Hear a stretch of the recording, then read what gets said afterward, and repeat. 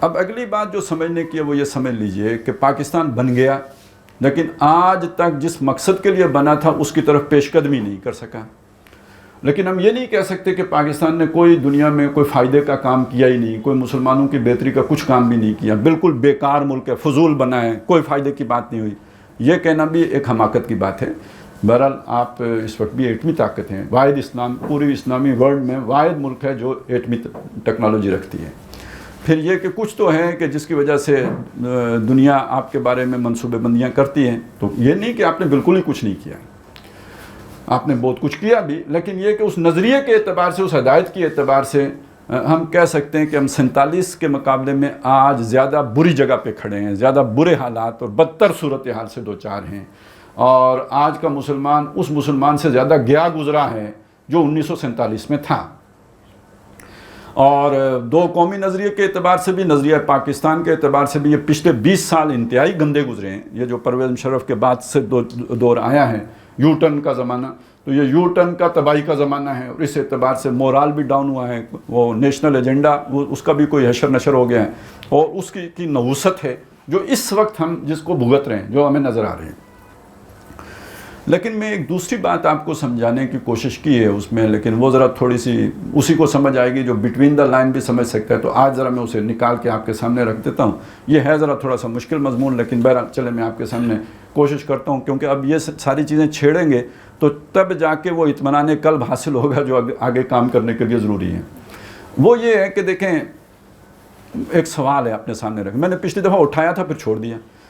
میں نے کہا تھا جی اللہ علی کل شیء قدیر ہے, تو اس کے لیے کیا مشکل تھا, اگر پاکستان بن گیا تھا تو ادھر اسلام بھی غالب ہو جاتا. مطلب قائد اعظم 4-5 سال اور نہ مرتے نا, ٹھیک ہے, لیاقت علی خان کو گولی لگنے کی بجائے نشانہ خطا ہو جاتا ہے. اگر اللہ نہ چاہتا تو نہیں مرتے, بچ جاتے. کتنے قاتلانہ حملے ہوتے ہیں, ناکام ہو جاتے ہیں. تو یہ جو پاکستان آج تک یہاں پہ نہیں پہنچ سکا, تو یہ پہنچ بھی تو سکتا تھا. ایک سوال ہے نا, ابھی تک نہیں ہوا. تو اب یہ دیکھیے کہ ماضی کے بارے میں ہمارا رویہ ہونا کیا چاہیے. ایک مومن کا رویہ ماضی کے بارے میں کیا ہونا چاہیے کہ دیکھیے, ایک میری سوچ تھی, ایک اللہ کی سوچ تھی. جو اللہ کی سوچ تھی وہ پوری ہوئی, وہ نافذ ہوئی. جو میری سوچ تھی وہ میں اپنے سمجھ کے مطابق منصوبے بنا رہا تھا, وہ نہیں پورے ہوئے. اور اللہ کے ہاتھ میں تو خیر ہی خیر ہے. ما شاء اللہ کانا, جو اللہ نے چاہا وہ ہوا. وما لم یشاء لم یکن, جو اللہ نے نہیں چاہا وہ نہیں ہوا. ایک بات تو یہ ہو گئی, ایمان ہے نا اس بات پہ. اوکے, نیکسٹ, بیدہ الخیر, اس کے ہاتھ میں خیر ہی خیر ہے, یعنی جو نہیں ہوا اسے میں خیر تھی. اب یہ بڑا عجیب سوال آ کے پھنس گیا کہ جناب پاکستان میں اسلام نہیں آ سکا تو اس میں خیر تھی. عجیب لگا آپ کو یا نہیں لگا؟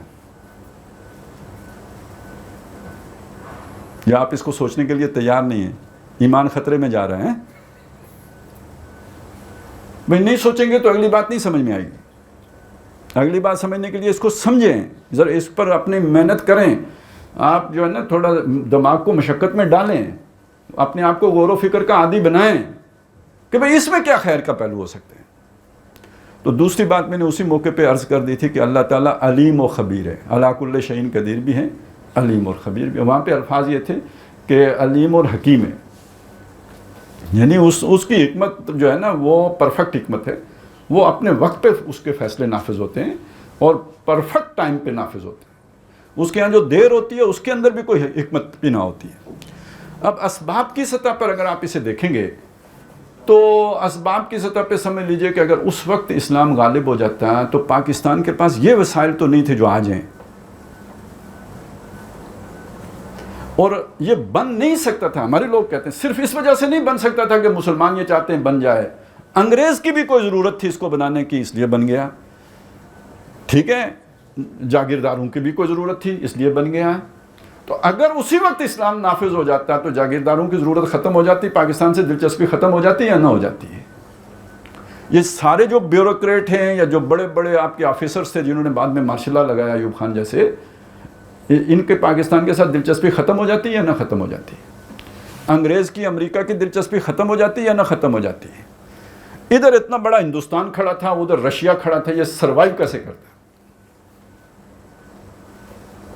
تو اللہ تعالیٰ کے منصوبے بڑے لمبے ہوتے ہیں، بہت دراز ہوتے ہیں. وہ اپنی چیز اس وقت کرتا ہے کہ جب وہ زمینی حقائق کے اعتبار سے بھی وہ نافذ العمل ہو سکتی ہے. اس کو میں آپ کے سامنے ذرا اور کھول کے رکھ دوں. ایک نگاہ ہوتی ہے چیزوں کو دیکھنے کی موسیٰ علیہ السلام والی، ایک نگاہ ہوتی ہے چیزوں کو دیکھنے والی خضر کی. جب موسیٰ دیکھتے ہیں وہ کہتے ہیں یہ غلط ہوا. وہ مطلب آج اگر ہوتے تو کہیں گے کہ ایوب خان الو کا پٹھا، اس نے بیڑا غرق کیا. جو ہم کہتے ہیں بالکل ٹھیک کہتے ہیں، موسیٰ بھی یہی کہتے ہیں اور ہم بھی ٹھیک کہہ رہے ہیں. اس کے علاوہ جتنے بھی گزرے ہیں سب کو جمع کر لیں، سب کے بارے میں یہی حکم لگتا. پرویز مشرف کے بارے میں اس حکم میں 10 گنا اضافہ کر کے وہ کہتے، ضرب 10 کر کے کہتے لَقَدْ جِئْتَ شَيْئًا نُكْرًا. ٹھیک ہے، یہ ہو گیا سارا. یہ ہیں وہ جو شریعت کی نگاہ ہیں، جو تشریع، جو قانون کی نگاہ ہیں، اس میں ہم یوں ہی دیکھیں گے. اسباب کی نگاہ ہیں، عالم اسباب میں، عالم تشریع میں اسی طرح دیکھنا چاہیے. ایک نگاہ وہ ہے کہ جو خضر کی نگاہ ہے، اس میں کشتی بھی ٹوٹی تو ٹھیک ٹوٹی، اس میں بچہ بھی مارا گیا تو ٹھیک مارا گیا، دیوار بھی سیدھی کی گئی تو ٹھیک کی گئی. وہاں غلط ہے ہی نہیں کچھ. ہر شے کے پیچھے کوئی نہ کوئی حکمت ہے. تو میں وہی حکمت آپ کو بتاؤں. جب اللہ نے کیا تو پھر ڈھونڈیں اس میں حکمت کیا تھی. بھائی میری بازو نہیں ٹوٹنی چاہیے تھی، ٹوٹ گئی. اب اس میں سوچیں کوئی فائدے کی بات ہوئی ہوگی، پتہ نہیں، وہ ابھی مجھے نہیں پتہ. وہ ڈھونڈیں آپ کیا ہے. جب مجھے تکلیف جتنی زیادہ ہو اتنا زیادہ ڈھونڈنے کی کوشش کرنی چاہیے کہ میں معلوم کروں. اچھا، یہ معرفت کی پہلی سیڑھی ہے ہی یہی. یعنی یہ 2 قسم کے ذہن ہیں نا. آپ کا کوئی تزکیہ ہوا ہے، آپ کو کوئی روحانیت کی منزل ملی ہے، آپ کو اللہ کے ساتھ کوئی آپ کا تعلق ہے، تو پہلی سطح ہی یہی ہے کہ جو آپ پر حادثہ آیا، جو آپ پر بیتی ہے، اس کے بارے میں آپ نے یہ تلاش کرنا ہے کہ نمبر 1 کیوں، میرا کیا اس میں قصور تھا جس کی وجہ سے یہ ہوا. نمبر 2 اس میں بہتری کی بات کیا تھی، کیونکہ بیدک الخیر، اللہ کے ہاتھ میں خیر ہے، تو اس میں وہ خیر کا پہلو ڈھونڈوں. اگرچہ کہ ہوا شر ہے لیکن اس شر کے اندر وہ خیر کا پہلو کیا ہے جو میں دیکھ لوں. یہ وہ سطح ہے جہاں آج ہم پہنچے. یہ بات موسیٰ علیہ السلام کو سمجھانے کے لیے خضر سے ملاقات کرانی پڑی ہے. تو آج انسان ذرا بالغ ہو کے اور آگے نکل گیا. یعنی اللہ نے اسے چھوڑ دیا کہ خود سوچو اس چیز کو، لیکن اسے تلاش کرنا چاہیے. تو میں یہ سمجھانا چاہ رہا ہوں کہ آج تک اگر یہاں پہ اسلام نہیں آیا تو جو لوگ قصوروار ہیں میں ان کو جنتی ہونے کا سرٹیفکیٹ نہیں دے رہا ہوں، یہ سمجھ لیجئے. میں صرف یہ بتا رہا ہوں کہ اللہ کے گریٹر پلان میں یوں ہی تھا اور اس کے یہ اسباب ظاہری طور پر نظر آ رہے ہیں، اور جب صحیح ٹائم ہوگا تو اس ٹائم پہ آ بھی جائے گا.